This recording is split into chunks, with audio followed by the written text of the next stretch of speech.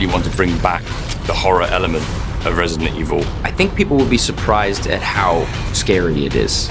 We see a lot of the fan favorite creatures in the movie. It's really fun to see the various stages of the zombies. These guys who do the prosthetics and stuff are incredible.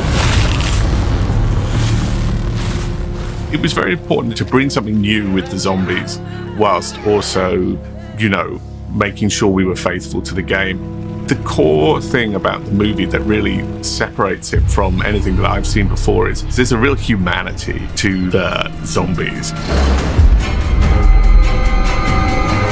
We see these people get sick and then start to transform into these horrendous creations. Steve Newburn was my makeup designer, and we created this really horrible, sort of translucent, almost like radiation sickness look for the zombies.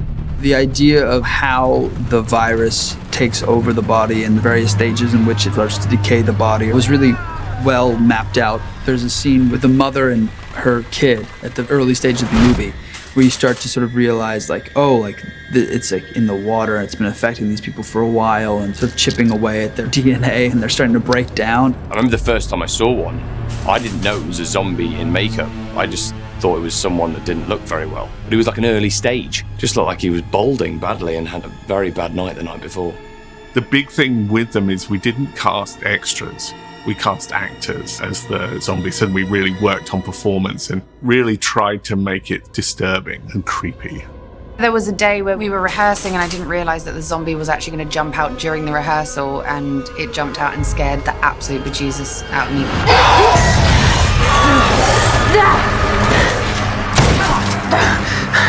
But then there are all these really nice stunt guys that I've known for like 3 months now. I'm like, oh, hi, Jerry, it's just you in there. But the makeup is so impressive. The team have done such a good job that it is so easy to forget that it isn't real. The worst one was when we did the laboratory scene and the girl just laid there on the surgical table. There was like this amazing prosthetic where they caved in her chest and you could see all her insides hanging out. That was pretty shocking because it just looked so good. The funny thing is when you see somebody in full zombie makeup like having a snack or talking on their phone or doing something that is super anti-zombie, and by snack I mean like a bowl of soup or something, like, not a human brain. Lisa Trevor? Lisa Trevor was one of the most fascinating characters to portray in the movie. In all the iterations of the game on screen, I'd never seen her brought to life before. And so it was really fun to make her a core character in the movie. She's an orphan that's been experimented on and is basically hiding within the walls of the orphanage. And she has this mask made of like human flesh, and she wears like old rags and clothes, and she has this board that holds her hand together. There's something very tragic and haunting about her character, as well as being terrifying. We cast a very interesting young actress who really was not just someone in a costume and a suit. She really brought a life and personality to this tormented being.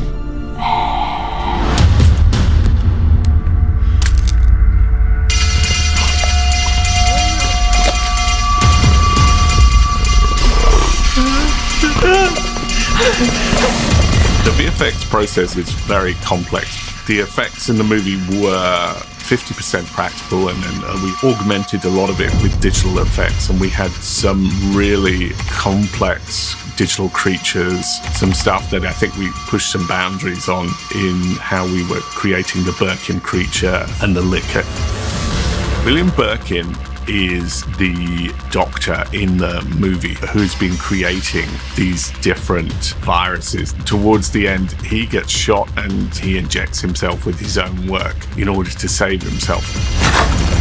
And we see him transform into bigger and bigger and more terrifying creations. It's pretty spectacular. I think what they've done with the character design for Birkin is so cool, and its DNA is so interlaced into the game. I saw his costume and some of his veins, prosthetics. He looks really, really wonderful. The Licker is one of the most iconic creatures in the game. It's a genetic mutation experiment. It's all flesh. It's like a human being has been totally skinned, and it's just muscle and flesh and teeth and this huge long tongue that can whisk out and grab people. It's great. The sequence in the movie with it is just mind-blowing, I think. Run! Come on! The key was to create an audience-friendly scary film, and I really wanted to bring new fans, old fans, people that know nothing about Resident Evil to this world and just terrify the crap out of them.